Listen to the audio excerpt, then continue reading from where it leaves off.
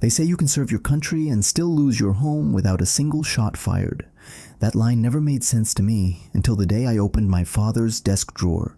9 months overseas, 9 months dreaming of Kentucky bluegrass and my mother's Sunday coffee. I'd imagined peace, silence after the sandstorms and radio static. Instead, I found paperwork that smelled of betrayal. A stack of legal forms, creased from use, dated 4 months into my deployment. Amendment to the whole family trust. At first I thought Mom had just updated a beneficiary. People do that, add a grandkid, a charity. But line by line, the ink cut deeper. My wife Marissa was listed as primary trustee. My mother demoted to secondary beneficiary. I read the paragraph twice, then a third time. It wasn't a revision. It was a transfer of power. The family land my father swore would stay in our name for generations now belonged to someone else, someone who had waited until I was half a world away. Dad had been a career army man too. When he was diagnosed with lung cancer, he spent his final weeks locking down the family future. Estate plans, insurance, trust language so tight you could have used it to tow a tank. Before he died, he told me, "The house and land stay in the family. That's non-negotiable." And I believed him. I believed the law would protect intent, but law doesn't guard against charm or manipulation disguised as help. "Everything okay in here?" Her voice from the doorway snapped me out of it. Marissa, poised, confident as ever, leaning against the frame, a faint smile that never reached her eyes. Her blonde hair tied back, the diamond earrings I'd sent for our anniversary, catching the afternoon sun. "Just going through some old files," I murmured, sliding the papers back into their folder. She nodded toward the desk. "Your mom's finances were a mess. I organized everything while you were gone. Someone had to step in." There was a cheerfulness to her tone that should have comforted me. Instead, it felt rehearsed. She continued, "I paid the bills, handled the taxes. Your mom agreed we needed to update the trust." Her words hung in the air. Update the trust. Casual, like updating a shopping list. I nodded without answering. Years of military training taught me not to show reaction. She smiled, brushed past me, and the door clicked shut. That night, while she slept, I sat on the porch and watched the silhouettes of oak trees against the Kentucky sky. The air was quiet, but inside my head, the radio was alive with noise. Dad used to say, "The loudest person in the room is rarely the strongest." He was right. The quiet ones do the most damage. 3 days after returning home, Marissa was already back to work at Sundale Financial.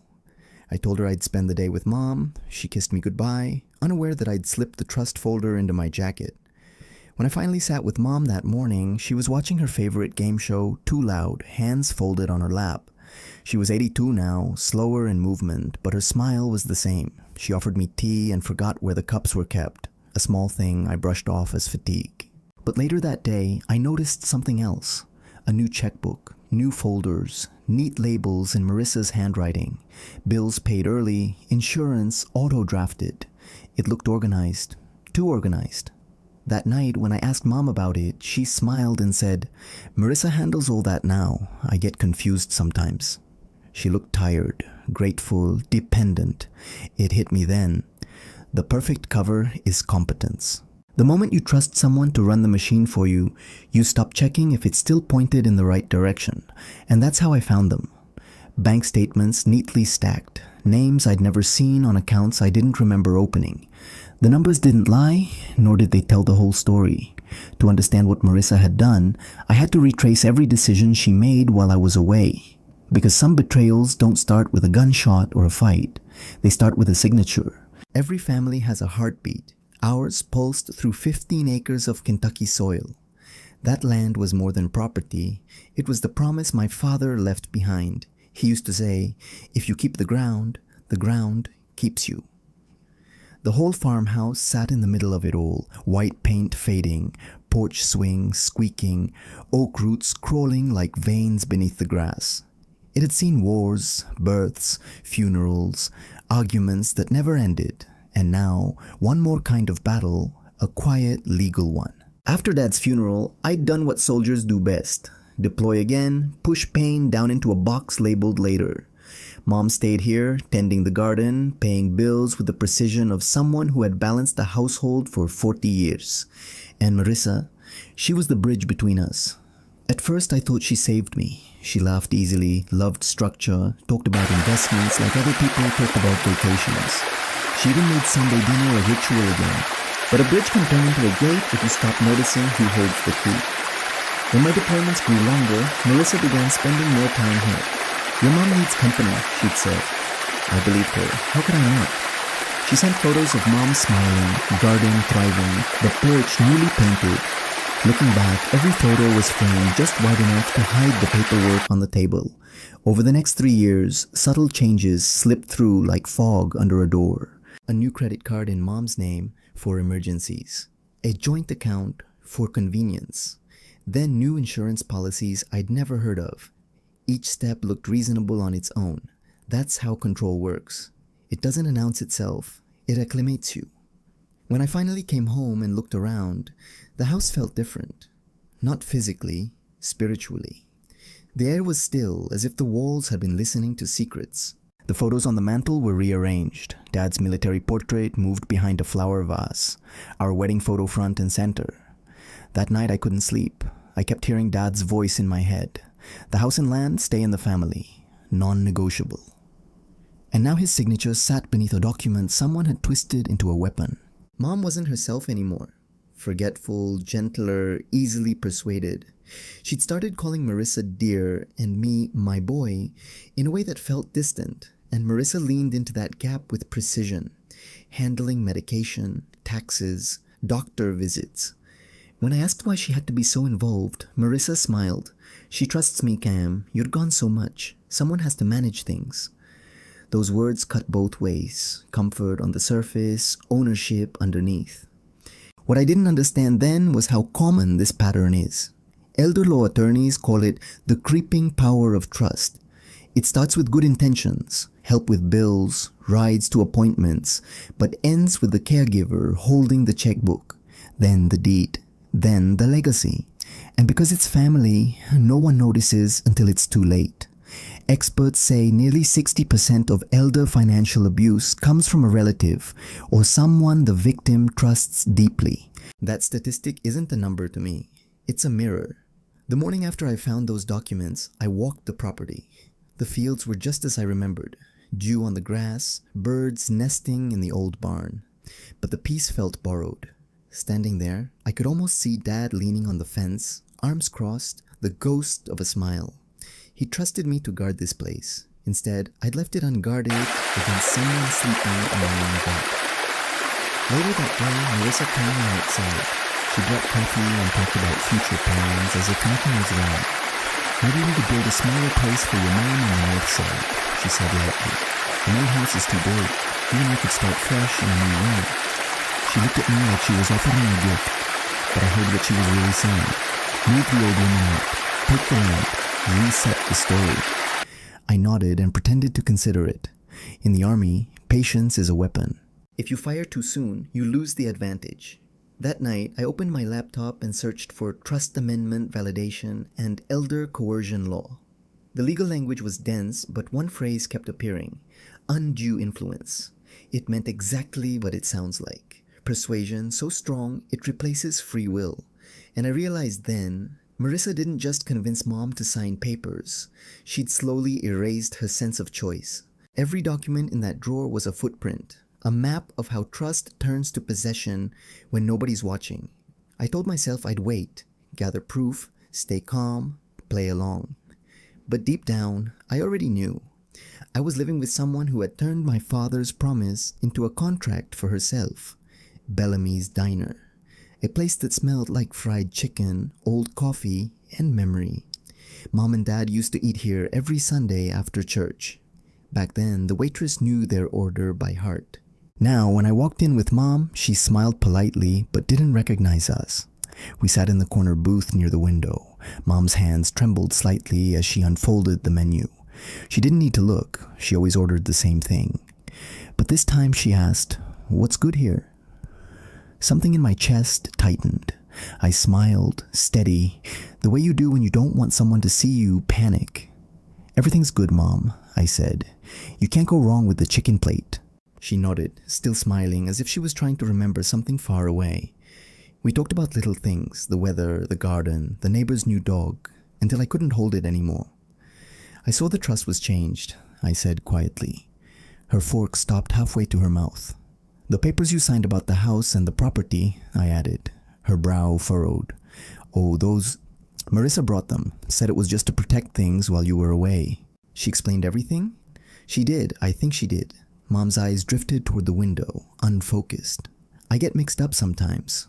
That's the moment your world starts to tilt, when you realize someone you love doesn't remember the parts that matter. It's not just memory loss, it's permission loss. I leaned forward, trying to keep my voice steady. Mom, did you read those papers before signing? She frowned. Melissa said you told her to take care of everything. Bills, taxes, accounts. I trust her. There it was, that word again. Trust. Funny how it's both the foundation of family and the weapon used to destroy it. I didn't push further. Instead, I reached across the table and covered her hand. You didn't do anything wrong, Mom. She smiled faintly. I hope not. Your father always said I wasn't good with money. That's when I knew this wasn't her fault. Someone had planted that doubt years ago, watered it until it grew strong enough to sign anything handed to her. Elder law experts call this kind of manipulation soft coercion. It doesn't involve threats or violence, it involves reassurance. The abuser convinces the victim they are too fragile, too confused, too incapable to handle their own affairs. And when you finally believe that, you stop asking questions. You just sign where you're told. I'd seen this kind of control before, not at home but overseas. When insurgent groups took over a village, they didn't start by killing anyone. They started by helping, distributing food, fixing wells, offering safety. Within months, they owned the people's loyalty and their silence. Marissa hadn't needed force, she just needed time. On the drive home, Mom fell asleep, her head tilted gently toward the window, sunlight flickering through the trees. That's when I made a call to an old army buddy, a man named Daniel who had left the service to become an attorney in Louisville. I spoke softly, one eye on the road. Danny, I found documents, legal ones. My mom's trust changed while I was deployed. My wife's name is all over it. He didn't hesitate. Don't confront her yet, he said. Get everything you can. Documents, statements, dates. We'll build a case quietly. I nodded, even though he couldn't see me. It was strange how calm his voice sounded, like a medic talking someone through a gunshot wound. When we hung up, the road stretched silent ahead. I looked at Mom, her hands folded in her lap, and I realized something cruel. She trusted the wrong person, but so had I. I didn't have to look long. Mom's nightstand held more than tissues and reading glasses. There was a folder, labeled neatly like everything Marissa touched. Inside, bank statements, 3 different accounts. 2 joint accounts between Mom and Marissa. A third, a brokerage account that used to be in my father's name. Transfers, withdrawals, deposits, all recent. I sat on the edge of the bed, flipping through the pages like evidence at a crime scene. $5,000 here, $15,000 there. Withdrawals every few weeks, each one bore Mom's shaky signature. In total, $78,000 down. The money my father had saved over decades, siphoned off in careful increments. My hands went cold. For 9 months overseas, I'd worried about bullets and bombs, never realizing the real enemy was sitting under my own roof. Mom stood in the doorway, looking confused. Are the numbers good? She asked softly. Marissa says not to worry about the details. I forced a smile. Everything's fine, Mom. I'm just catching up. When she left the room, I sat in silence, surrounded by the proof of quiet betrayal. Some people destroy families with anger, others do it with organization. And that night, staring at those papers, I made myself a promise. I wouldn't confront her. Not yet. I'd build a plan first, because in war and in marriage, one truth remains the same. You can't win a fight you don't understand. You learn a lot in 17 years of service. How to spot a pattern, how to read intent, how to tell when someone's moving pieces you can't see. But I'd never imagined I'd need those instincts at home. By midnight, I had every file spread out in front of me. Bank statements, brokerage transfers, and a new name I didn't recognize. Sundale Financial Trust Advisors. Marissa's company. The same one she joined 5 years earlier. The same one she swore didn't handle personal accounts for family. Every withdrawal was small enough to look harmless, 5 to 15,000 at a time. But patterns don't lie. $78,000 gone in 6 months. She'd been patient. She'd learned the art of slow theft, so incremental it hid behind routine. And Mom's signature, barely legible, was her camouflage. I leaned back on the bed, staring at the ceiling fan turning lazily above me. 9 months overseas, dodging mortar rounds, and not once had I felt this powerless. That's the thing about betrayal. It doesn't knock down the door, it rearranges the furniture and waits for you to notice something's missing. The next morning, Marissa wanted to celebrate my return. Dinner reservations, champagne, the works. She wore a new black dress I'd never seen before and jewelry that sparkled more than my deployment bonus ever could. Across the table, she looked radiant, confident, dangerous. "You seem distracted," she said, tracing the rim of her glass. "Just getting my bearings," I answered. "I've been thinking," she continued. "Now that you're back, we could finally build on your mother's land." I already spoke to an architect. I smiled politely, swallowing the bitterness that rose in my throat. "And Mom?" "She'd be comfortable in assisted living. There's a facility near my office, very exclusive." Her voice carried the same tone she used when picking furniture, practical, detached. That's when I realized the trust change wasn't random. It was a campaign. She hadn't just moved money, she was moving people. Mom out, her in, land sold, profits secured. I didn't confront her that night, not yet. You don't challenge someone in the middle of their illusion, you let them feel safe inside it. When she went to the restroom, I stepped into the hallway and called Daniel again. "I need an elder law specialist," I whispered. He gave me a name, Harold Lerner, Louisville. "Bring every document you've got," Daniel said. "And Cameron, record everything from now on. Dates, conversations, even offhand remarks. Build your timeline." If you're watching this, that's the part you need to remember. Documentation is armor. Every date, every receipt, every casual email could become evidence later. In cases of elder financial abuse, proof isn't dramatic. It's administrative. According to data from the National Center on Elder Abuse, over 90% of financial exploitation cases never reach court simply because victims, or their families, can't prove the timeline. Abusers count on silence, on memory loss, on the shame of suspicion itself. But paper doesn't forget. Harold Lerner looked like every lawyer my father would have trusted. Gray hair, steady eyes, voice calm enough to make chaos sound manageable. He scanned the documents, nodding slowly. "Your mother was likely coerced," he said, "but proving it will take work. We'll need evidence of cognitive decline around the time of signing, and financial motive on your wife's part." "She's been paying bills, managing appointments, handling everything," I explained. Harold leaned forward. "Exactly." Control wrapped in convenience. He wrote down 2 phrases. Undue influence. Fiduciary breach. Then he looked up. "Get your mother medically evaluated. If we can show she was impaired, we can invalidate the amendment. Until then, say nothing." I nodded. Silence, once again, was my mission order. Driving home, I replayed every conversation from the past 2 years. Marissa suggesting joint accounts, claiming Mom was getting forgetful, convincing her to delegate. All of it sounded reasonable back then. Now it was chess, each move setting up the next. That night, I found her at the kitchen table, sorting mail. Bills, catalogs, statements, all labeled in neat handwriting. She looked up and smiled. "I ordered us new credit cards, easier to track expenses." I smiled back.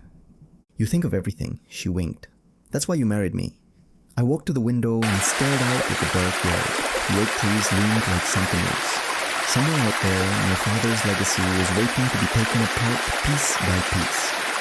Marissa poured wine and talked about futures, our home and the land, my mother's comfortable community, the life we deserved. Every word was a nail in a coffin she didn't know she was building for herself. When she finally went to bed, I opened my laptop and typed one sentence into a private file. She's planning something bigger. Here's what I wish I'd known then. Financial predators aren't driven by desperation. They're driven by entitlement. They don't think they're stealing. They think they're correcting an imbalance. Marissa truly believed she'd earned that land, that comfort, that control.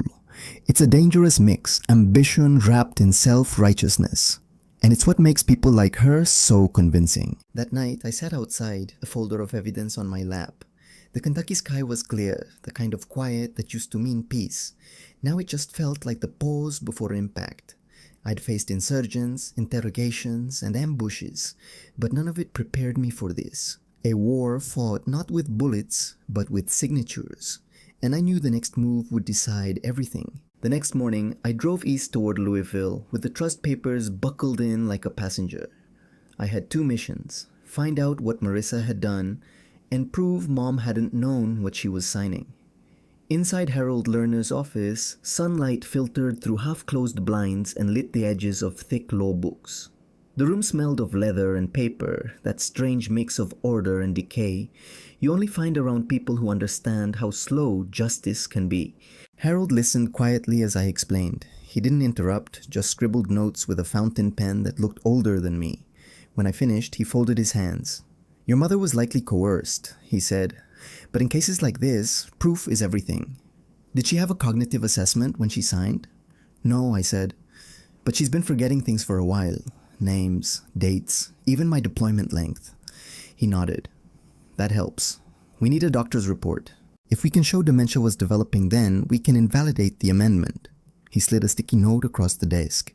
"Dr. Eleanor Jenkins, geriatric specialist. Get an evaluation, document everything, and until we file, don't confront her again." I left his office with a plan and a knot in my stomach. The law was on my side, but so was time on hers. Dr. Jenkins spoke gently, but the questions were surgical. "What day is it, Evelyn?" Mom paused. "Sunday?" It was Wednesday. "Who's the president?" She hesitated again. When the session ended, the doctor looked at me with professional kindness that felt like a verdict. "Early stage dementia," she said, "likely progressing over the past 18 months. I asked the question I already knew the answer to. So 4 months ago, when she signed that trust paperwork, she would have been impaired. Dr. Jenkins nodded. "It's very likely she couldn't fully understand complex financial documents without assistance. That single sentence was worth more than any weapon I'd ever carried. It was proof that Mom's signature wasn't consent. It was compliance." That evening, I sat with Marissa in the kitchen. The air smelled of coffee and pretending. "I took Mom to see a specialist today," I said. "She's showing signs of dementia."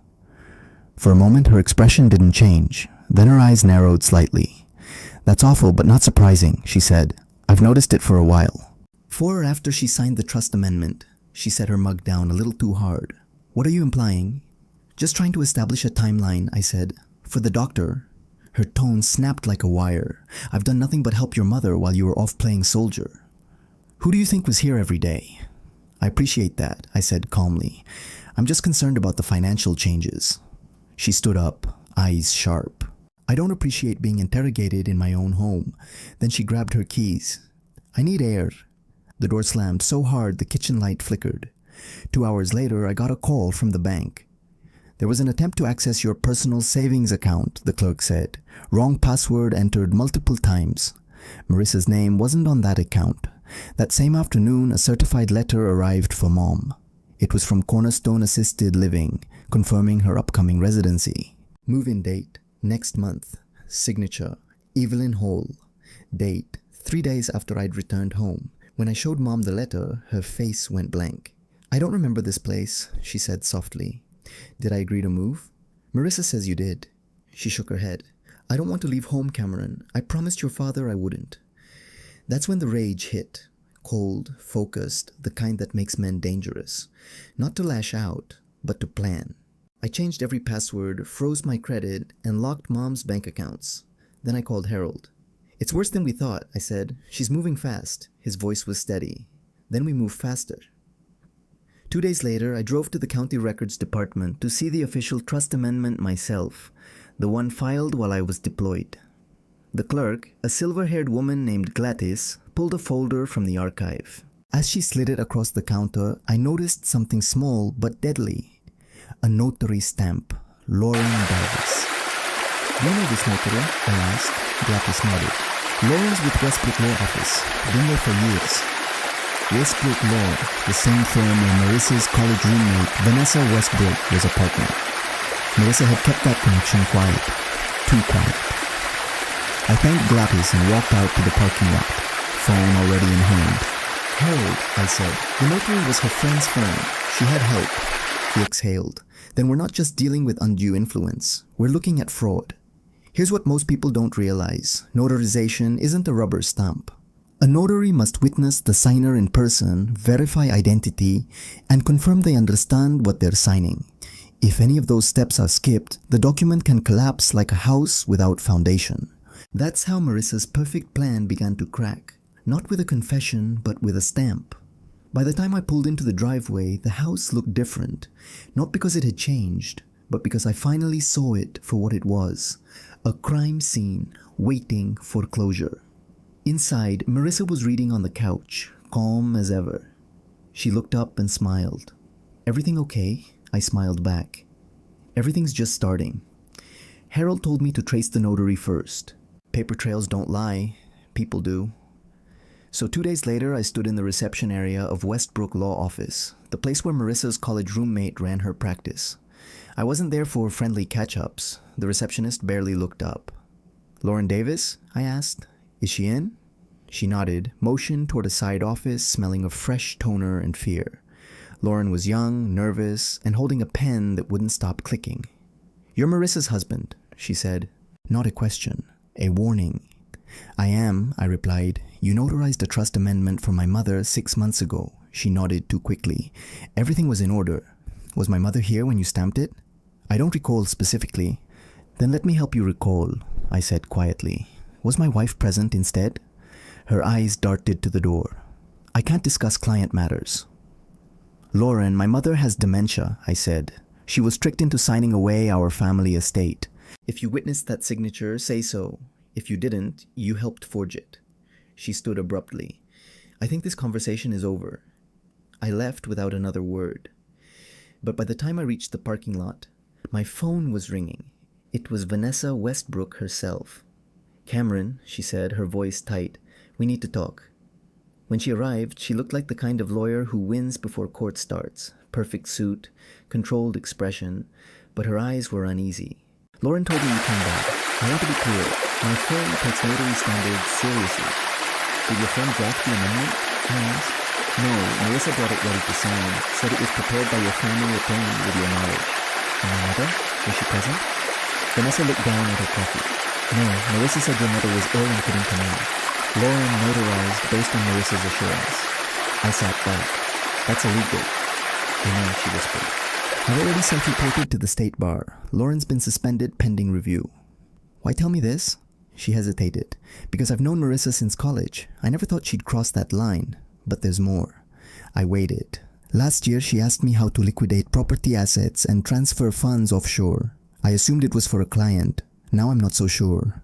My jaw tightened. Offshore accounts, a different jurisdiction, untraceable once the trust funds moved. "How long has she been planning this?" I asked. Vanessa met my eyes. 3 years ago, she asked about military divorce laws, specifically how deployment affects spousal support. 3 years ago, the exact year my deployments intensified. Marissa had started building her exit strategy long before I ever left for the desert. Notary law exists for a reason. When you sign a document under someone else's eye, you're borrowing their integrity for the moment. If that person looks away, the whole system collapses. Fraud doesn't always need forgery. Sometimes it just needs trust and a rubber stamp. That night, I called Harold. She used her friend's firm. They notarized without Mom present. He was silent for a beat. Then we have corroboration of fraud and undue influence. Next step, get a forensic accountant. Track the money. We did, and what she found would take the air out of my lungs. The analyst called it patterned laundering through lifestyle inflation. In plain English, Marissa was using Mom's accounts to finance her personal brand, designer clothes, business lunches, and payments to a luxury home builder in Louisville. On paper, it looked like project research. In reality, she was building a future that didn't include me.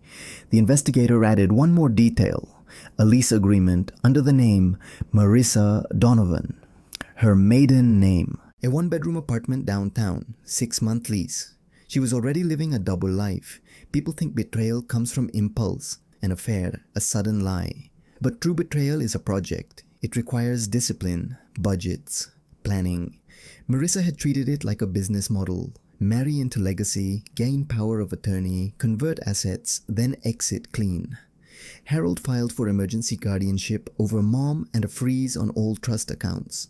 The judge granted it within a week. "The next step is the hearing," Harold said. "Bring everything." That night, I moved out of the master bedroom. Marissa found me packing a duffel bag. "Another deployment?" she teased. "Just bad sleep," I replied. "I thrash around." She laughed softly. "Well, don't leave me alone too long." I forced a smile. "You won't even see me grow." But what I really meant was, you won't see me coming. I had the medical report, the forensic audit, the notary's confession, and the lease. Enough evidence to sink her story before she knew there was a war on. For the first time in weeks, I felt the calm that comes right before retaliation. For anyone watching this who suspects financial abuse in their family, documentation is your weapon, but distance is your shield. If you live with the abuser, create parallel systems, private accounts, duplicate records, off-site storage. Abusers thrive on control and information monopoly. Break that and you take back power. A week before the hearing, I stood on the porch watching the first light return after a storm. Mom was asleep inside. Marissa was out, meeting a client. Somewhere in Louisville, an apartment sat half-furnished and waiting for her escape. She thought I was the same soldier who left for deployment. She was wrong. The morning of the hearing felt like deployment day all over again. Tight uniform, tighter chest. Except this time, the enemy was a smile I used to trust. Mom sat beside me in her wheelchair, dressed in her Sunday best, hands folded like she was about to pray. Harold Lerner stood tall beside us, papers neatly stacked and tabbed. Across the aisle, Marissa walked in wearing a navy suit and that same calculated calm that once fooled me completely. Her legal team followed like a shadow. Judge Haraman looked like someone born without the capacity for nonsense. Case number 19E423. We are here to determine the validity of amendments to the whole family trust, she said. When Harold spoke, his voice was steady and surgical. He laid out the timeline like a field report. Trust amended mid-deployment. Funds moved through joint accounts. Beneficiary reassigned. Assets misused. He didn't raise his voice once. He didn't need to. The evidence spoke louder than anger. Dr. Eleanor Jenkins took the stand first. Her professional tone was gentle but devastating. Mrs. Evelyn Hall was exhibiting cognitive decline for at least 18 months prior to my evaluation, she testified. Such symptoms would limit her ability to understand complex legal documents.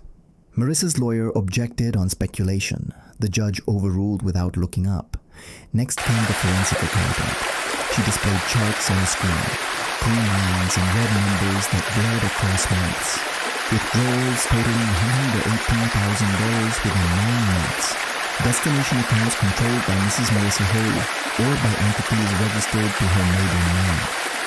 Each slide landed like a quiet detonation. Then Vanessa Westbrook took the stand. Her voice was measured, her guilt visible. My associate notarized the trust amendment without Evelyn Hall present. We relied on Mrs. Hall's representation that the document had been signed voluntarily. That was a breach of protocol. Translation, fraud, gift wrapped in legalese. Finally, the private investigator unrolled his findings. Photographs of the secret apartment, credit card bills, a copy of the lease under Marissa Donovan. The gallery murmured. The judge raised a hand for silence. When Harold rested our case, the room felt like the moment after a gunshot. Echoes still ringing, everyone waiting to see who was hit. She walked to the stand with the confidence of someone who'd memorized her lines. "I was a devoted wife and caretaker," she began. "I stepped in only because his mother was losing control of her finances. Every decision I made was for her benefit." Her lawyer handed her a stack of receipts and charitable donations. She spoke about hospital bills, home repairs, insurance claims. Each example a smokescreen layer thick enough to choke the truth.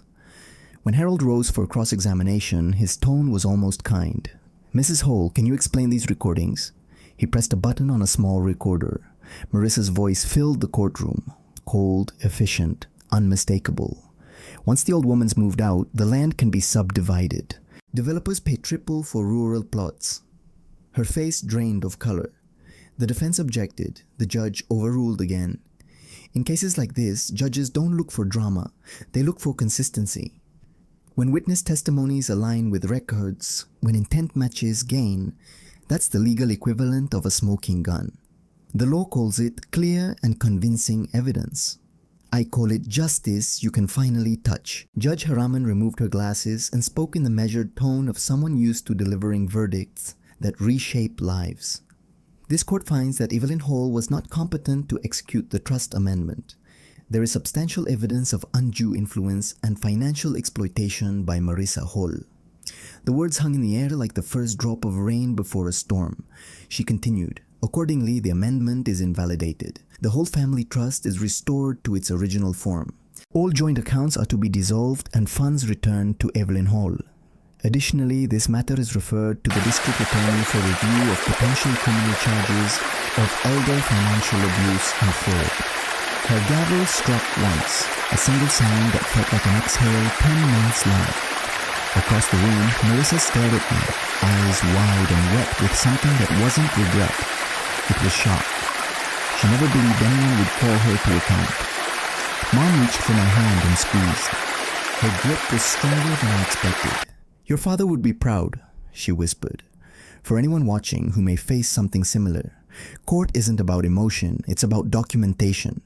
Doctor's notes, timestamps, bank records, notary logs.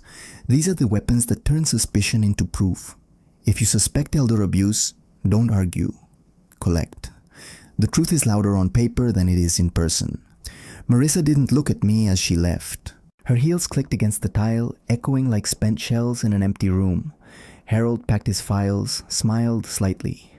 Justice moves slow, Cameron, he said, but today it moved. Mom was tired but peaceful. We drove home in silence, the sound of gravel under the tires louder than words. For the first time in months, the farmhouse felt like ours again. 1 week after the verdict, I moved Mom into the guest house my father once used as a workshop. It smelled like cedar and dust and unfinished projects, the kind of place men leave when they believe someone else will finish the work. This time, I would. The forensic team froze the joint accounts and began tracking the missing money. What they found was both predictable and infuriating. Designer purchases, real estate consultations, credit card payments labeled as client expenses. Each one a receipt for betrayal. Marissa didn't fight the divorce. Her lawyers sent a 3-sentence email. Client will not contest, settlement terms acknowledged. When she left the house, she took only 2 suitcases, and whatever version of herself she could still believe was innocent. That afternoon, I walked through the rooms we used to share. Every object was a record of a life I'd misread. 2 coffee cups left out, her favorite jacket still hanging in the closet, a half-burned candle smelling of vanilla and deceit. I didn't feel anger anymore, just exhaustion, the kind that comes after winning a battle you never wanted to fight. Mom adjusted quickly to the guest house. She liked the morning light there and the nurse I hired, a gentle woman named Teresa, who made tea just the way Mom remembered it 20 years ago. Some days Mom was clear, talking about Dad as if he'd just stepped outside to fix a fence. Other days she would pause mid-sentence, searching for a word that had slipped away. The doctor told me progression would be slow but steady. Stability helps, she said. So I made stability our mission. Same breakfast time, same walk to the oak trees of the evening. Routine as a form of protection. Elder care lawyers say guardianship is not the end of a problem. It's the start of maintenance. After a court restores assets, families must rebuild the systems that followed. Secure power of attorney, monitor accounts, create dual signatures, document every expense. Recovery isn't just emotional, it's procedural. So I spent weeks doing what soldiers do best, checklists. Every document copied twice, every password stored in encrypted folders. 2 trustees appointed, me and my younger cousin Jason, who just passed the bar exam. Dad would have liked that, the family line watching over the family land. When the forensic audit was complete, the numbers were staggering. Nearly $128,000 recovered, including money Marissa had tried to bury under consulting fees. The judge approved reimbursement to Mom's account in full. I used a portion to rebuild Dad's old barn roof. It felt symbolic, closing holes before another storm. One evening, I found Mom sitting on the porch, watching fireflies. "Do you think Marissa meant to hurt us?" she asked. I hesitated. She meant to help herself. Mom nodded slowly. Your father always said, a person's true character shows when they think no one's watching. Then she smiled. You were watching after all. In the weeks after the hearing, the house grew quiet again. But it wasn't the same kind of quiet. It wasn't suspicious silence. It was peace. I started sleeping through the night for the first time in months. Sometimes I'd wake up before dawn and sit outside with coffee, listening to the wind move through the trees like breath returning to lungs. I never heard from Marissa again. Rumors said she'd gone to Colorado to stay with her sister. The district attorney was still reviewing the case for criminal charges. But I didn't care about prison. I cared about distance. And now we had plenty of it. Here's what they don't tell you about justice. It doesn't feel like a victory march. It feels like paperwork and quiet rooms and breathing again without checking for a trap. But it also gives you something rare. Boundaries. After you've been betrayed, boundaries stop being a choice. They become a language. I learned to speak that language fluently. I said no to pity invitations, no to explaining our story to gossipers, no to forgiveness that was only a shortcut to forgetting. Instead, I focused on repair. Not revenge, repair, because revenge makes you look backward. Repair keeps you facing forward. One Sunday I found Dad's old notebook in a drawer by the barn. On the last page he'd written, "The land doesn't belong to us. We belong to the land and can be protected for someone else." I read that line 3 times and understood what he meant. Protecting the land was never about dirt and property. It was about continuity. The idea that integrity can be inherited if you guard it carefully enough. Now, when I look at those oak trees, I don't see a battlefield anymore. I see boundaries. The property lines Dad drew weren't meant to keep people out. They were meant to keep values in. Every evening I walk the fence line with Mom. She points to the horizon and says, "That's where your father used to watch the storms come in." I nod. "I know, Mom. I'm watching too.